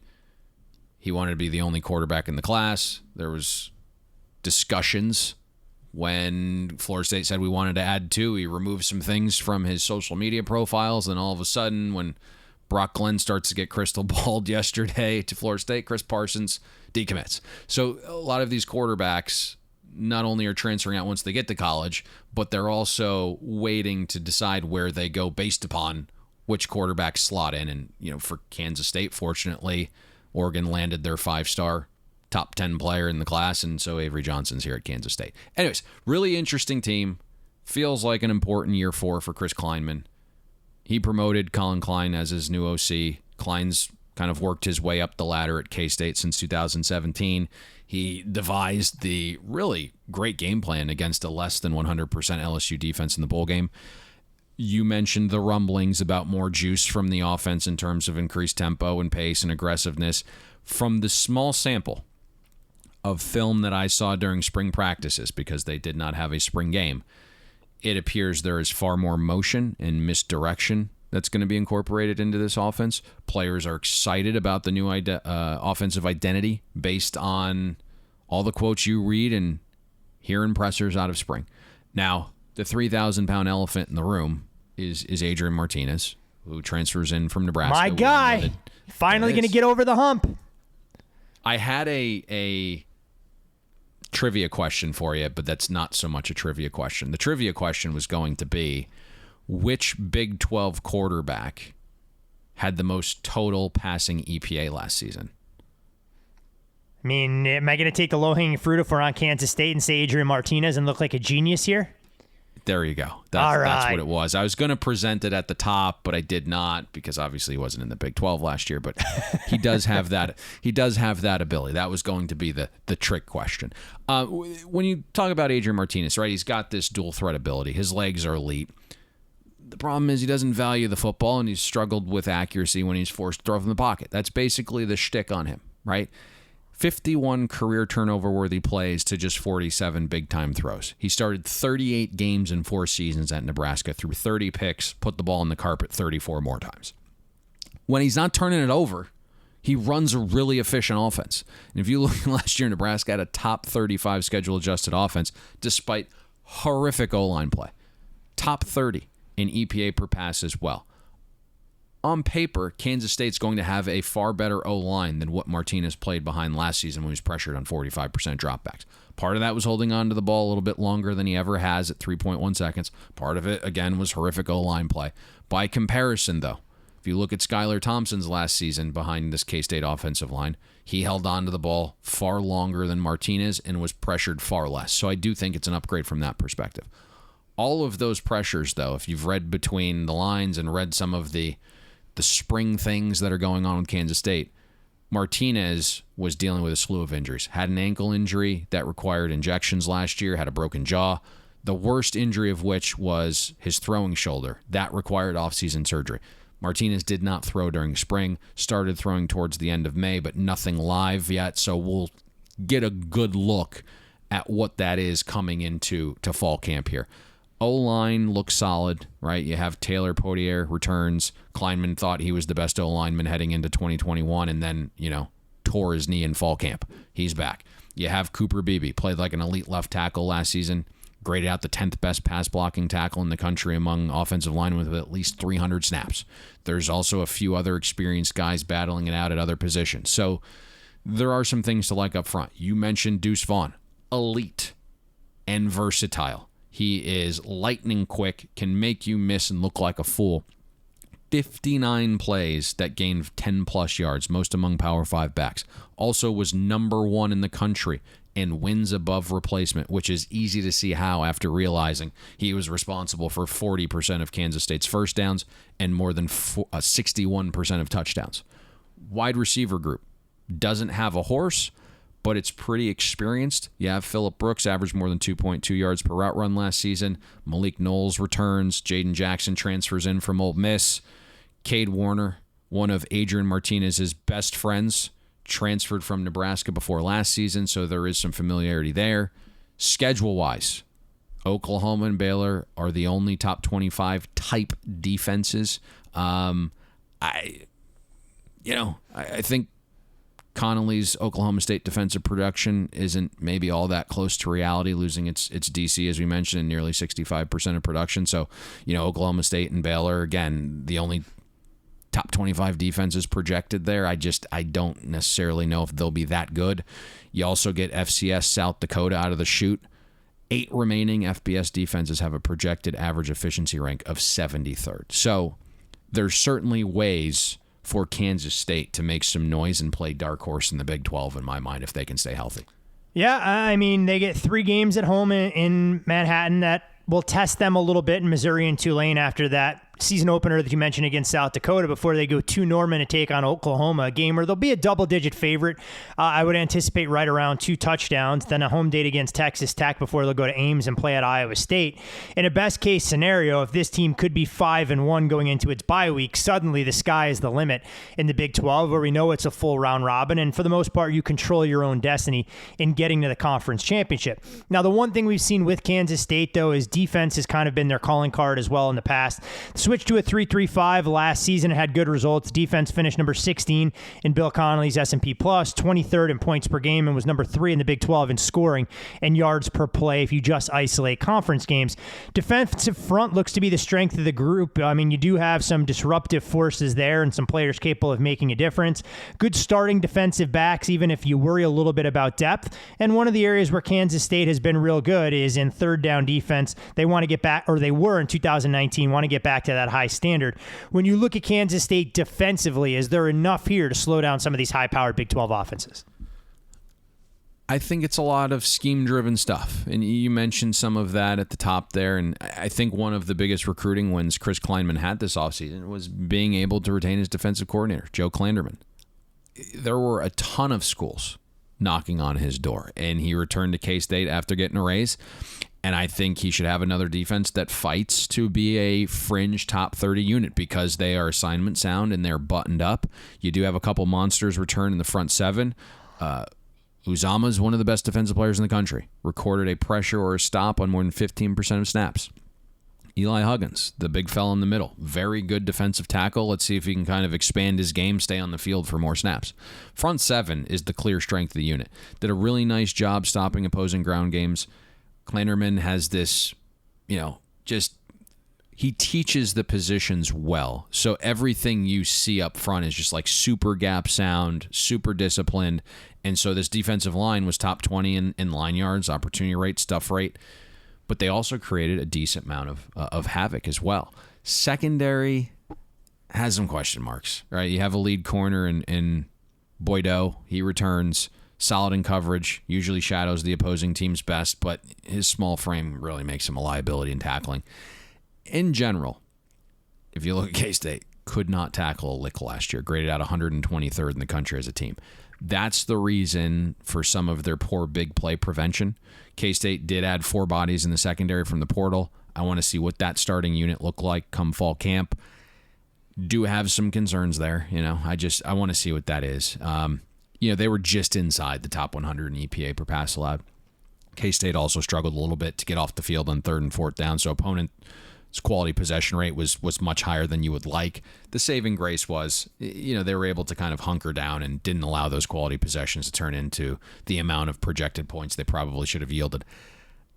Again, kind of in my mind, a dark horse here to emerge and maybe give Oklahoma or a not back Texas yet a run for its money. It feels like Kansas State, barring health, right, since they do lack depth, kind of could be that sneaky team, right? You could make a case. K-State was, looking at last year's schedule right now, 5 plays away from winning 10 games last season. And remember, like Skylar Thompson, Will Howard missed meaningful snaps under center as well. Now, there's a reason the win total's lined at 6.5. We make Kansas State a favorite in 6 games. You do have a couple toss-ups at TCU and Iowa State. But I keep coming back to, if there were a team to emerge from that middle tier of the Big 12 and upset some programs, not named Baylor, OU, or Texas, I'd probably make a case for K-State. And I can tell you the shops that opened their win total at 5.5 got buried over, and that's why we're now at 6.7 right now. Yeah, it's an interesting team because I don't want to quite put them on the same level as Baylor, because even if they were to win the league at 18-1, they weren't 100-1 like I think the Bears were at some shops last year. But they definitely check a few boxes that they have a higher ceiling. But at the same time, you do understand some of the limitations, and so much of it is predicated on Adrian Martinez scratching the surface for what I think Nebraska fans had hoped for over the last couple of years and never saw that on full display, which makes Kansas State, to your point, a very interesting team within the confines of the Big 12. Last but certainly not least, for a deep dive on today's show, we'll head to West Texas and good old Lubbock, where the Texas Tech Red Raiders see their win total sitting at 5.5. You have to lay $1.15 if you want to go under the total, as it's shaded there at FanDuel Sportsbook. 50-1 long shots to get to the top of the pecking order, and a lot of reason for optimism here. Joey McGuire has changed the energy around the program. We know he has deep roots, as he was hired from Cedar Hills High School without any college experience, but there is a ton of optimism about what McGuire can bring to the table. They're already putting together an incredible recruiting class for 2023, and you'd hope that energy and optimism could be infectious. There's actually good experience and a culture capable of creating some of that momentum. They said the energy throughout the building has been outstanding, and more importantly, you have multiple boosters that have ponied up 8 figures to build out the football facilities. This clearly is not one of the easiest spots to recruit to in the Big 12, let alone the state of Texas. But when you look at Texas Tech this season, maybe a wealth of riches, relatively speaking, at the quarterback position, but there still are plenty of questions, especially in that receiver room, even if they do have a talented tandem of backs in Taj Brooks and his talented running mate there alongside him, Sir Roderick Thompson. Going to be easier to recruit there moving forward for sure. A lot of big money there. I joked to you. Have you ever been to Lubbock, by the way, before we get into the breakdown? I have not. I hear it's I hear you're 4 hours from pretty much everything. Yeah, it's a good area. It's a good area. A couple of my guys, partly why we're breaking down Texas Tech in depth, is some avid listeners that are in the underworld of this space are avid Texas Tech folks. So that's kind of why we're doing this, for one specific sector, one group. What's interesting here, and I made a joke to you, I texted you, I said if Quinn Ewers isn't like the man and Arch Manning takes his job, he's definitely going to end up like quarterbacking Texas Tech at some point. That was kind of the running joke via text. We'll see. I have lots of love for Joey McGuire, and from tied-in people, he is the real deal. Deep ties from his days playing and coaching in Texas. He's got a pedigree on both sides of the ball, whether it was coaching tight ends or linebackers, you name it. He comes over from Baylor, was originally under Matt Rule in 2017. We know Matt Rule, maybe not at the NFL level, but at the college level, had a knack for building shit programs into something special. He impressed Dave Aranda so much that he was retained by that regime. And so you look at McGuire bringing lots of high school coaches from Texas and from Baylor to be on his staff, and that has really helped in early recruiting. Offensively, McGuire brings in Zach Kittley to be his OC. He spent time on Texas Tech staff years ago as a GA, so again, knows that area. Most recently, he was leading Western Kentucky's record-setting offense last year as the OC and Bailey Zappi's QB coach. Expect lots of passing, right? Nothing new for Tech offenses. Nothing new for an OC that's coming from Western Kentucky. You look at the Hilltoppers last year, second most pass-happy offense in the country. Now, Zach Kittley's inheriting an offense that was actually top 35 in schedule-adjusted efficiency, top 15 in explosiveness, and now this season is barely inside the top 100 in returning production. Tech lost its best receiver. Miles Price does intrigue me a little bit with his ability to get open and play outside and inside. You have 3 starting offensive linemen that are gone. The unit has arguably been neglected by the last 2 staffs, and if you've kind of done some reading there, the new regime was like, how did these guys not recruit the O-line? So McGuire and Kittley brought in 5 new transfer O-linemen to compete with 2 returning starters. I'm interested to see kind of how that early season continuity looks with all the new blood along the O-line. I'm going to be reading some reports via camp just to kind of see what that looks like. Tight end group, solid with Thorpe and Cup. So maybe a little sprinkling of 2 tight end sets, not out of the question, especially in the green and red areas. It's something we saw in the spring game where implemented some 2 tight end sets and would throw some jump balls to the tight ends. Lots of talk about a quarterback battle heading into fall camp. Personally, what I'm hearing is it's Tyler Shucks to lose. He's got the pedigree, right? And you're looking at a pass-first offense. Shucks proven to be far more accurate than Donovan Smith to this point. Last season, Shucks' adjusted accuracy was 12% better in a similar sample size to Smith. Now, Donovan Smith obviously brings more mobility, possibly more future upside as well. But in addition to the accuracy discrepancy, you can see in the metrics, Shuck processes much faster, about a half a second quicker with his release. And that's one of the key reasons Shuck was pressured on 11% less dropbacks than Smith. So if you do have this O-line question mark, you're probably better going to Shuck just because much faster processor, much quicker release, and that's going to help the O-line as well. Other thing I like about Zach Kittley is what his Western Kentucky offenses did in confined spaces, which is kind of the knock on spread offenses in these chuck and duck systems. Kittley's Hilltopper offense averaged 5 points per quality possession, 4.7 points per trip inside the 40, and we're inside the top 30 in 3rd and 4th down success rate. Now, certainly the personnel is different, and it's a huge upgrade in opponent strength switching conferences, but it's nice to have a substantial sample and see Kittley's spread offense didn't really bog down in confined space. As for schedule, Tech's going to face 6 defenses projected inside our top 35 in efficiency. That's the caveat.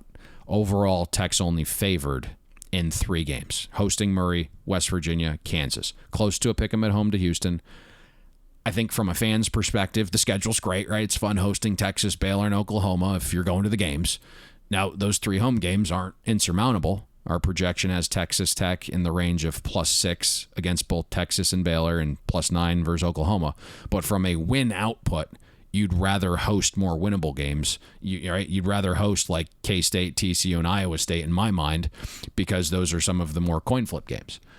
Now, again, from a fan's perspective, you load up the schedule for fun, interesting games that we can get plastered in, but out in the parking lot. But you want, when we're talking about winning games and momentum and trajectory, you want your winnable games at home. You want your coin flip games at home. The games that you're probably going to lose anyways, throw those on the road. It's an interesting team because you talked about the quarterbacks there and, from reading reports, and your guys may have better intel about the level of optimism around Baron Morton, arguably being the most complete quarterback there, albeit extremely green and probably not ready to step right into the limelight and start at quarterback this year. But curious to see his ongoing development. We know Joey McGuire recruiting the state exceptionally well, and this is a team clearly on the rise. One of the big hires that they did make also to bolster the defense was bringing in Tim DeRuyter from Oregon, back in Texas for the first time since 2000. 2010 and 2011. Also brings over Marcel Yates with him to work with the defensive backs.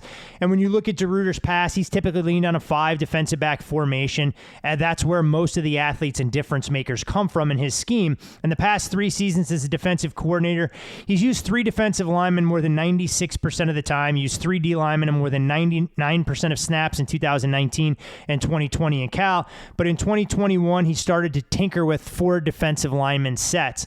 When I look at Texas Tech defensively, hey, look, I'm not splitting the atom here or telling any of our listeners something they don't already know. To be competitive in this league, you have to have athletes on the stop unit, and Texas Tech has a long way to go to competing with some of the top powers there. They're going to need Krishan Merriweather to be the guy controlling that linebacking core. Was named Spring MVP, but he's going to be asked to fill a big hole vacated by Colin Schooler and Rico Jeffers.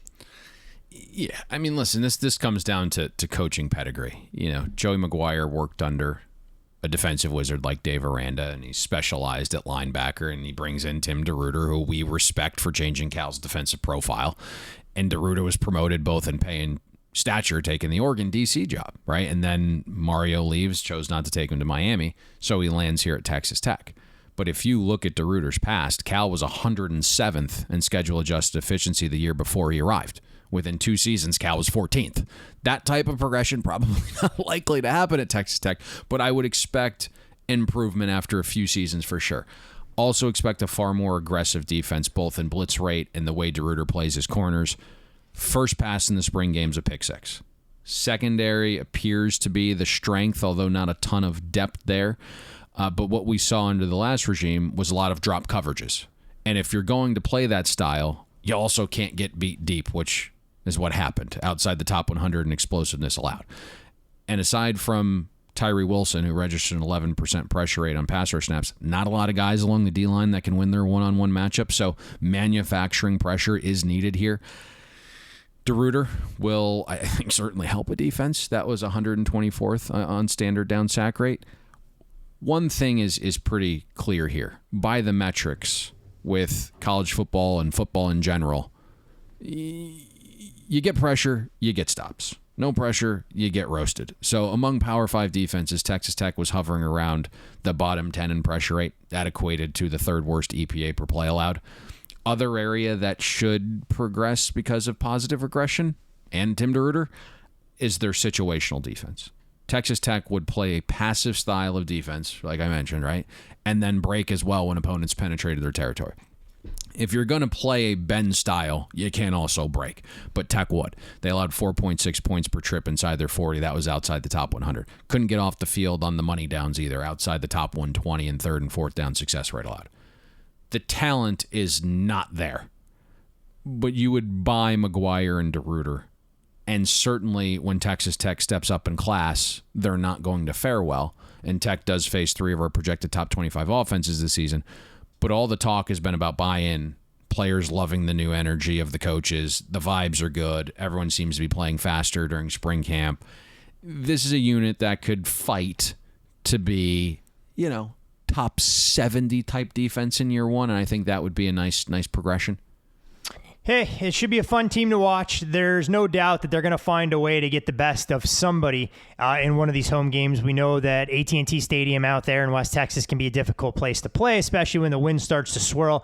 But no easy task for Texas Tech. Yes, you do get Murray State in your opener. You follow up with a game against Houston, who has a little bit of revenge for their meltdown a season ago, and you go on the road into ACC country to take on NC State before a home date against Texas. So if Texas Tech is going to surprise some folks, it may not come in the first 4 games, hopefully creating value going forward over their next 8. But a lot of things to be excited about for Red Raiders fans everywhere. 8 teams broken down as extensively as we know how to do around these fine parts.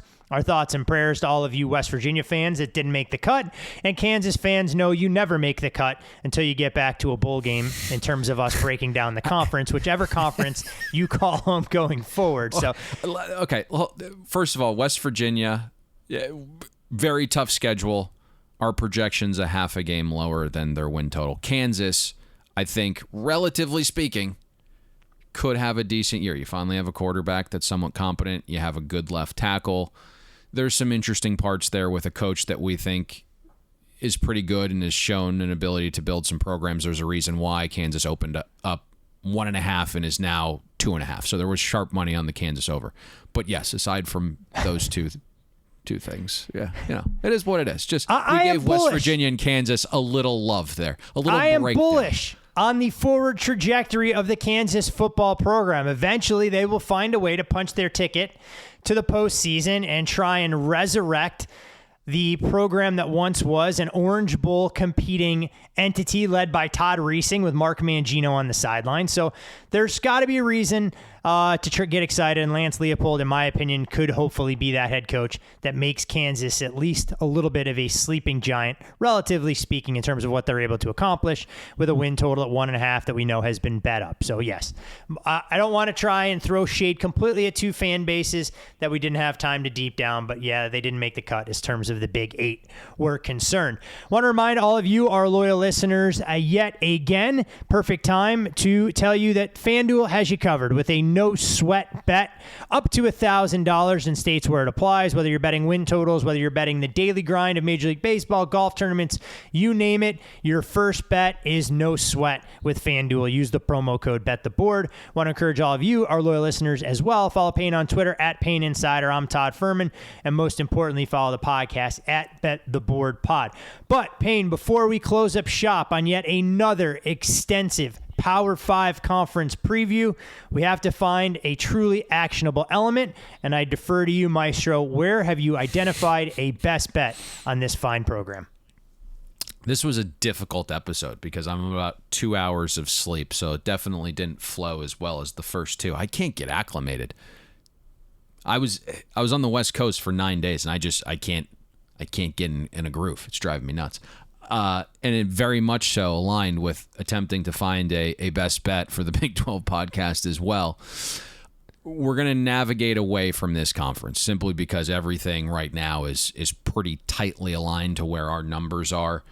We did break this team down in the ACC.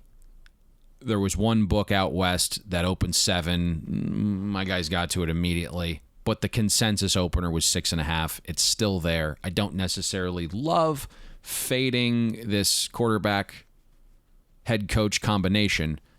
However, our numbers indicate Boston College is projected to win about 5.4 games. You can still get 6.5 under pretty much minus 10 standard juice. And the big change and why we thought about giving this out on the ACC podcast but elected differently or to go a different route was the quarterback head coach combination. However, the one area, and you can go back and listen to the breakdown, they're replacing 4 of 5 starting offensive linemen. One of their best in Mahogany was returning. He was an NFL guy. Unfortunately, Mahogany has torn his ACL.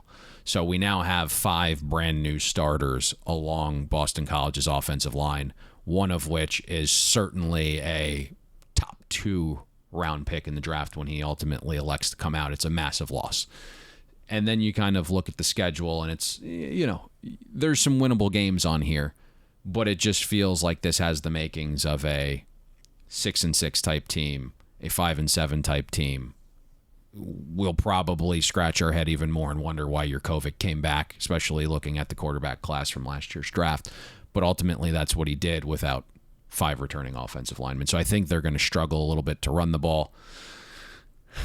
New implementation on offense. I don't know. Just going with our numbers here, we have Boston College at 5.4 wins. And so that's the one that still yields a good amount of value with over a win.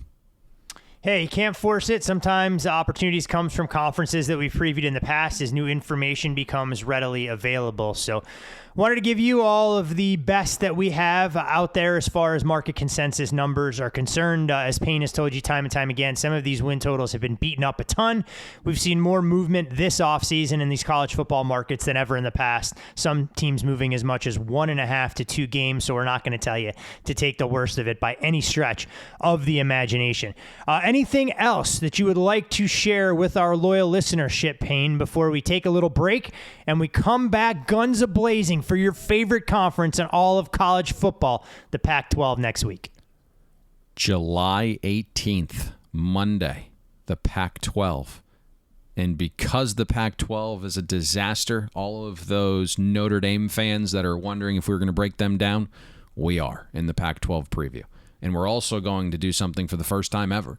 Because the Pac-12 is such a disaster, we are going to implement BYU into the Pac-12 preview. And then we come back for the final iteration of the SEC. We saved the best for last, the conference that transitions to the NFL best.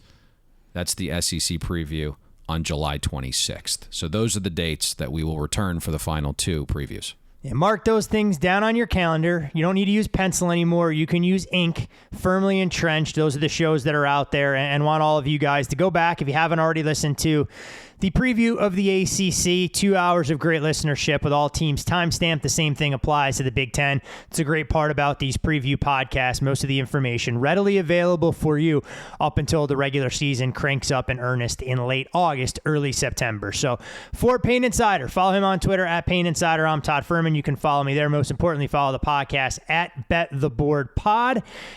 Hopefully with a Boston College win total ticket under 6.5 come the end of the season. We'll see you at the window. Thanks for listening to Bet the Board. You can catch Todd and Payne every Monday, Wednesday, and Thursday during football season, breaking down the biggest NFL and college football games. And to make sure you don't miss any free best bets, subscribe to Bet the Board on iTunes, Google Play, Spotify, or wherever you listen to podcasts.